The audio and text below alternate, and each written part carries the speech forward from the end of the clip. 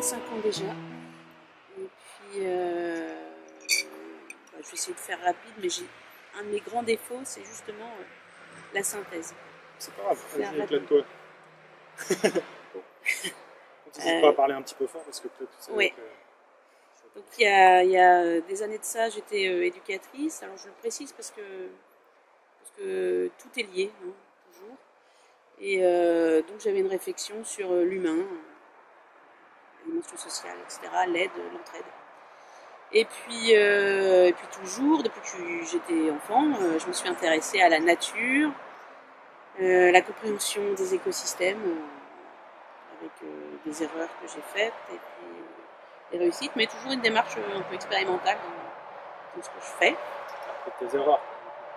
Bah, parfois oui, souvent j'espère. Hein. et puis il y a ça 8-9 ans, je me suis intéressée à la permaculture. Et là, j'y ai trouvé quelques outils vraiment efficaces pour cadrer ma pensée, pour pouvoir m'expliquer et puis élaborer l'approche que je dispense aujourd'hui, que j'ai appelée apiculture naturelle, mais je suis pas propriétaire du concept, hein, loin de là. Et puis voilà à peu près le parcours. Alors pourquoi pas une apiculture traditionnelle, parce que, alors pas traditionnelle d'ailleurs, le mot est, je me trompe, hein. Pourquoi pas une apiculture conventionnelle, c'est le mot qui convient. C'est parce que naïvement, je pensais que l'apiculture, avant que je commence, hein, avant que je sois plongée comme ça dans ce milieu, je pensais naïvement que c'était extrêmement écologique. Et puis, je me suis aperçue que non. Dans le milieu de l'apiculture, en général. L'apiculture, ouais. Conventionnelle, comme tu dis. C'était profondément artificiel. Tu te sentais pas à ta place, Pas du tout. Pas du tout à ma place. Et puis surtout, je me suis interrogée sur... il y a sûrement d'autres choses à faire. Et l'idée maîtresse de cette apiculture, c'est que l'abeille a besoin de l'homme. Moi, je dirais l'inverse. Hein. C'est plus l'homme qui a besoin de l'abeille. Et puis, c'est dans son sauvage qu'on va trouver les réponses. Bon, ça, j'aurais peut-être l'occasion de développer. C'est-à-dire, c'est le côté naturel des choses qu'on trouve... Ouais, dans sa dimension vraiment sauvage, c'est-à-dire que c'est un peu ce qui a inspiré la formation, par exemple, que j'ai créée, que j'ai appelée Initiation à l'apiculture naturelle. C'est-à-dire qu'on s'est basé sur la dimension sauvage. Donc, comment, sans l'homme, l'abeille, depuis des milliers d'années, s'est-elle adaptée? Est-elle aussi performante? Et de quoi a-t-elle vraiment besoin pour continuer à prospérer? Et qu'est-ce que nous, hommes, avons mis en place qui a interféré ce parcours? Et comment les abeilles, elles, nous montrent tant de résilience et peuvent nous apprendre tellement de choses dès lors qu'on accepte de les regarder avec une neutralité profonde et sans penser qu'il y aura forcément à intervenir, nous humains. Donc c'est... on arrive un peu à la définition de l'apiculture naturelle, là, petit à petit. Oui, alors il n'y a pas de définition exhaustive. Hein. Non. Et puis là encore, du coup, ça a été créé par quelqu'un, non? Là, l'apiculture naturelle, ce mot-là, c'est quelqu'un. Alors l'apiculture naturelle, elle existe depuis toujours. Il n'y a pas de définition dans le dictionnaire. Non, tu ne vas pas en trouver. Mais si tu veux qu'on fasse une approche historique, elle a toujours existé dès lors que l'approche, en tout cas la pratique qu'avait l'homme sur l'abeille n'était pas invasive. Donc, par exemple, un exemple qui existe en France depuis des milliers d'années, ce sont les ruchetrons qu'on trouve, tu vois, Lozère, Cévennes, Ardèche et tout ça. Ouais. Tu vois un peu. Donc ça, ce sont des ruchetrons en châtaignier qui sont coiffés de lauze et puis aussi sur les ruchers, les apiers, on peut poser plusieurs ruches en lauze. Et les lauses, par inertie, vont restituer la chaleur le soir quand la température descend. Le châtaignier, lui, qui a un fort tanin, va faire que nos abeilles vont être bien protégées et que cet arbre sera durable et même peu visité par les petits rongeurs, etc., du fait de sa teneur en tanin, etc. Bref, Mais pourquoi elle était pas mortifère, cette approche? C'est que des siècles déjà avant, on allait par le haut regarder des moments de mielée. Alors, j'imagine qu'il y avait différentes pratiques, mais en tout cas, on peut citer celle de la mielée de printemps, où donc on venait au printemps, à un moment où les abeilles auraient tout le temps de refaire ce qu'on allait leur prendre, ôter que la moitié de la couche supérieure de miel. Ce qui fait que l'année d'après, enfin, pas l'année d'après, mais toute la saison à venir, elles avaient le temps de garnir cette... C'était pas, comme tu dis, c'était pas invasif. Quoi. Donc on notait quoi, 3-4 kilos de miel, et tout le reste c'était pour les abeilles. Tout en respectant la biologie et l'extension du peuple, etc. Donc il n'y avait pas d'intervention organique, enfin désorganique, parce qu'aujourd'hui l'apiculture elle est mécaniste. Ça veut dire on a tous dans la tête, et ça c'est terrible pour moi, le schéma de la ruche à cadre avec ce cadre avec une cire gaufrée tirée jusqu'au bout en plus. Hein. J'expliquerai pourquoi pour moi c'est une aberration. Et puis on vient comme ça regarder à l'intérieur de la ruche pour aller trouver la reine. Alors on dit la reine, moi je dis la mère. Du coup déjà ça la stresse. Alors il y a une perte de chaleur qui est terrible. Hein. Il y a ça leur redonne du boulot. C'est 3 jours pour que les conditions d'homéostasie propres à la ruche soient identiques à celles qu'il y a eu avant l'ouverture. Ouais. Et puis pourquoi faire alors que toutes les réponses sont là par l'observation. Bon. Ça c'est un exemple, mais il y en aurait des centaines. Alors si tu voulais une définition de l'apiculture naturelle, voilà. Je dirais que c'est une approche globale, apicentrée, hein, c'est un peu un néologisme, c'est-à-dire vraiment centrée sur l'abeille, apicentrée. Et notre modèle référentiel, eh bien, c'est le vivant, l'abeille, la colonie d'abeilles et l'arbre creux. C'est ça qu'elle choisirait dans l'idéal, puisque l'abeille, on l'a oublié, elle est forestière. C'est vraiment copier son modèle de vie, comment elle se débrouille toute seule normalement dans la nature. Exactement. Essayer de se rapprocher de ça au maximum. C'est même se rapprocher quasiment de ça au maximum, parce qu'avec les ruches-troncs, c'est... Alors oui, moi je pratique la ruche-tronc, la ruche que je vanne moi-même, que je fabrique moi-même. Enfin, toutes les ruches, je les fabrique moi-même. La ruche varée, de la ruche horizontale. Et je fais pas l'apologie d'une ruche. Non, le modèle idéal, c'est l'arbre creux. Alors l'arbre creux vivant, hein, donc qui a été creusé par succession naturelle. L'idéal, ce serait de pouvoir aller soi-même chercher, savoir où sont les ruches, comme font dans les aborigènes ou je sais pas quoi, dans les forêts amazoniennes, ou ce qu'on peut voir les reportages. Alors, juste aller leur piquer un petit peu, ce serait ça l'idéal. Non, l'idéal, ce serait de pas leur piquer du tout. Ouais, du tout. Ok, d'accord. Non, parce que l'apiculture naturelle aussi, et justement, c'est bien dommage, c'est qu'il y a avant le mot apiculture. Je dirais que le plus important, c'est naturel. Alors pourquoi apiculture? Moi, ça me pose encore question, parce que je me sens pas apicultrice, quoi. Si l'apiculture, c'est élever des abeilles, donc que l'homme élève des abeilles, je ne suis pas apicultrice. Parce que moi, ce sont mes abeilles qui élèvent leurs abeilles. En aucun cas, j'interviens là-dessus. Et puis, si apicultrice, c'est avoir un résultat de miel, je dirais que là non plus, je ne suis pas apicultrice. Puisque moi, ça ne m'intéresse pas, ça. Ce qui m'intéresse, c'est d'avoir des abeilles résilientes, saines, et puis pérennes, et qui gagnent encore en résilience avec une sélection naturelle. Et puis si apicultrice, c'est faire la promotion de la culture de l'abeille, alors là oui, je suis apicultrice. Voilà, tu vois, il y a plein de façons de penser. Bon.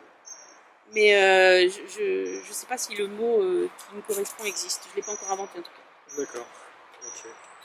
Voilà un peu ta définition de... Alors je sais pas, je me suis perdue un peu dans ce que j'ai expliqué. Je sais pas si j'ai fait une définition. Enfin, notre obligation de résultat, nous, c'est pas d'avoir du miel, c'est d'accompagner les abeilles. Voilà. Et d'avoir une compréhension profonde et puis surtout une confiance profonde en elle et en la nature elle-même. Et ça veut dire aussi être capable de pointer, pardon, hein, mais ça aussi, ça vient de la permaculture, là où l'homme à dégrader. Hein. Donc avoir une analyse fine de différentes strates. Dans un écosystème parfait, alors il peut y avoir l'homme, tant qu'il a trouvé l'harmonie. Parce qu'on fait partie de la biodiversité, nous aussi. Mais il y a tellement de déséquilibres majeurs qu'on a instaurés dans nos milieux. On est tellement déconnectés de la nature. On a tellement oublié que c'est aussi ça que m'apporte l'abeille, moi. C'est un guide. Justement, c'est une question que j'allais te poser. Justement, ça a changé quoi dans ta vie, cette relation avec les abeilles, de connaître vraiment comment elles fonctionnent, leur modèle social? Ça t'a apporté quelque chose, ça. Déjà, elles m'ont réparé un peu. Parce que j'étais éducatrice et je fais jamais les choses... en même temps, ça peut paraître prétentieux. Je me suis beaucoup investie dans mon travail et ça m'a abîmée. Ça m'a abîmée parce que je me suis vraiment donnée, peu importe. Et j'avais besoin de me réparer, de me restaurer, et il n'y a que la nature pour ça, en tout cas qui me parle. Ouais, je pense que c'est général. Et l'abeille, eh ben, elle m'a appris qu'on ne pouvait pas tricher. Quand j'ai découvert l'apiculture, alors d'abord, je m'y suis toujours très intéressée, mais d'abord, il fallait que j'ai un lieu qui convienne. Donc, il y a 8 ans, 8-9 ans, je suis venue habiter dans ce jardin, avec une famille qui a accepté mon projet, parce que ça se décide ensemble, hein, parce que il y a quelques colonies quand même ici, et on vit tous ensemble. Ah voilà, oui, t'es potes les abeilles, là, explique. Et je sais plus où j'en étais, je t'expliquais quoi? T'expliquais que voilà, fallait trouver le lieu et tout. Voilà, ouais. Et je me suis... Il fallait être en accord avec la famille, quoi. Fallait que tu trouves d'accord avec la famille. Parfait. Sur le lieu. Et alors, je me suis un peu de la question, excuse-moi. Ouais. Après, je faudra couper là. Je te demandais tout simplement, tu sais, qu'est-ce que ça t'a apporté dans ta vie de connaître. Ah ouais, je te parlais que ça m'avait restauré. Ça y est, j'y suis. Pardon. Ouais, je te dis qu'il fallait pas tricher. Et donc, au travers de ces outils-là, alors, cet amour profond que j'ai de la nature, de la confiance que j'ai en la nature elle-même, mais cette espèce qui est l'abeille mellifère. Alors j'aime toute la vie, hein, toutes les espèces, toute la chaîne du vivant, hein, parce que tout est interrelié, tout est interdépendant. Après, toi t'es tombé sur l'abeille, mais on sait pas, c'est comme ça. Mais ouais, je suis tombée sur l'abeille, mais j'ai une passion pour plein d'autres choses. Hein, parce que même tes ancêtres, ils se sont même pas préoccupés de l'abeille, c'est vraiment toi personnellement. Ouais, alors c'est ça que j'allais dire. C'est pas de génération en génération. Pas du tout. Non, parce que je m'y suis intéressée, et puis un jour, au travers de mon boulot, j'ai rencontré quelqu'un, un apiculteur conventionnel, qui m'a fait un cadeau, qui m'a donné une ruche, avec une colonie qui venait d'essaimer et qui était dedans, donc une ruche conventionnelle, et j'ai dû lui rendre cette ruche, donc j'ai dû acheter la même, j'ai dû faire la manip, j'ai fait n'importe quoi, parce que je n'avais aucune pratique à l'époque, et puis aucune connaissance de l'abeille. Et alors j'ai suivi quelques cours conventionnels, etc. Et c'est là que je me suis aperçue de tout ce modèle artificiel et qui pour eux une béquille dont ils ne pourraient plus se passer. Et ils pourraient plus imaginer que les abeilles dont ils s'occupent, on pourrait s'en occuper autrement, c'est-à-dire ne pas s'en occuper pratiquement, c'est-à-dire mais ne pas s'en occuper en conscience, c'est-à-dire savoir pourquoi ne pas intervenir et comment favoriser le bien-être.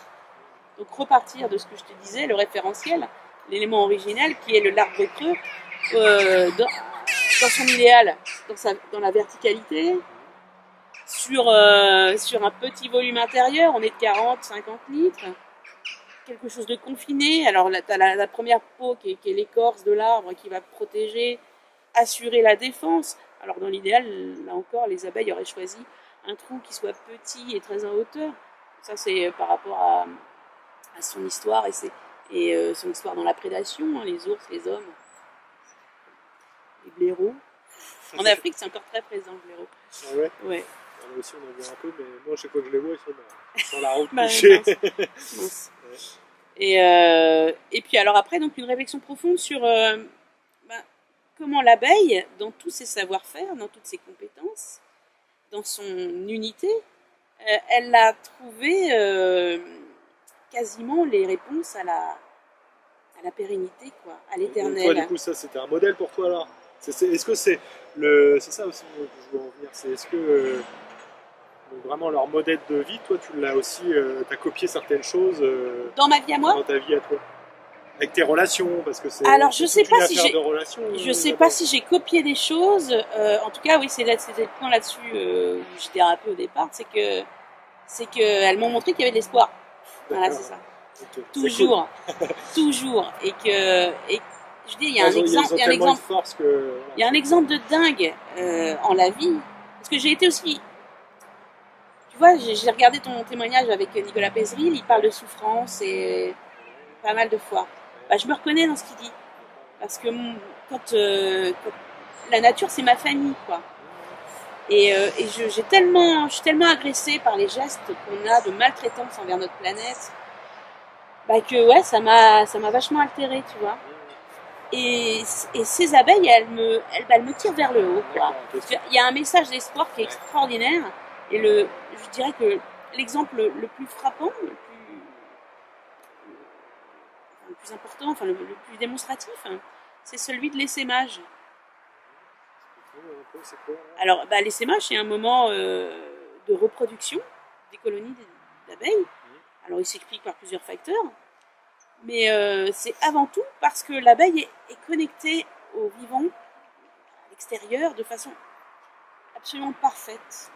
Donc, si elles essaiment, c'est-à-dire qu'une moitié de colonie part avec l'ancienne mère et quitte tout ce qu'elle avait fondé, tout ce qu'elle avait stocké, une grande partie de ses filles, de ses bébés en devenir, etc., futures ouvrières, je les appelais par plein de noms, eh bien, tout ce petit monde-là, qui est un monde parfait, sort avec la conviction profonde qu'ils vont pouvoir recréer une autre cité plus loin, parce qu'ils vont trouver dans la nature de quoi héberger, de quoi avoir la réponse à ce projet donc de nidification suivante, et que cette nature va aussi leur donner de quoi, dans la période à suivre, stocker de la nourriture, etc., pour en vue de la saison prochaine. Attends, je te coupe. Ouais. Et du coup, l'ancien essaim, il en reste toujours, il va toujours être en vie. Alors oui, c'est ça, cette idée de la pérennité. C'est-à-dire que la colonie, ouais, la colonie, c'est ça. La colonie, donc une colonie, c'est un ensemble d'abeilles qui ont construit leur nid à l'intérieur. Donc toutes les alvéoles qu'on voit ici. Hein. D'ailleurs, c'est un des piliers de l'apiculture naturelle, hein, dans les laisser faire ce qu'elles savent, c'est notamment qu'elles construisent tout elles-mêmes, comme elles l'entendent. C'est fondamental. Et donc, oui, elles vont laisser, pour répondre à ta question, elles vont laisser à l'intérieur du nid, eh bien aussi des cellules royales dans lesquelles il y aura des futures mères, plusieurs, hein, parfois même un peu moins de deux dizaines. Enfin, ah oui, il reste peu importe, hein, tu vois, entre 8 et 20, ça dépend de la force de la colonie, puisque tout est équilibré. Il ne reste plus de vie en fait. Il ne reste plus vraiment de vie, il ne reste plus d'abeilles dedans. Il reste juste les. Ah si, il reste la moitié de la colonie. Ah, il reste quand même la moitié.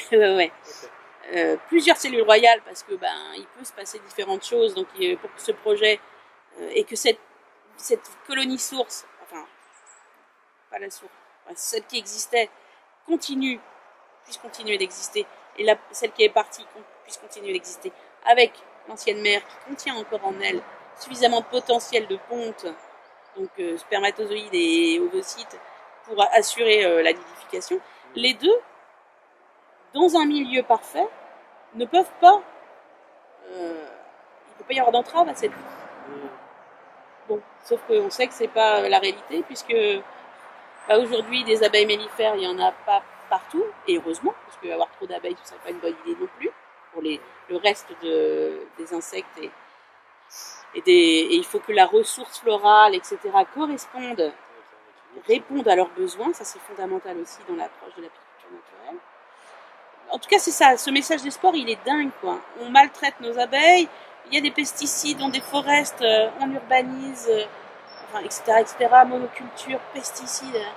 Et nos abeilles, elles y croient encore, quoi. Ça, c'est le message que. Ah, ça, c'est un message de dingue au niveau de l'espoir et de la vie. et de la beauté de la vie, de la beauté de ce monde.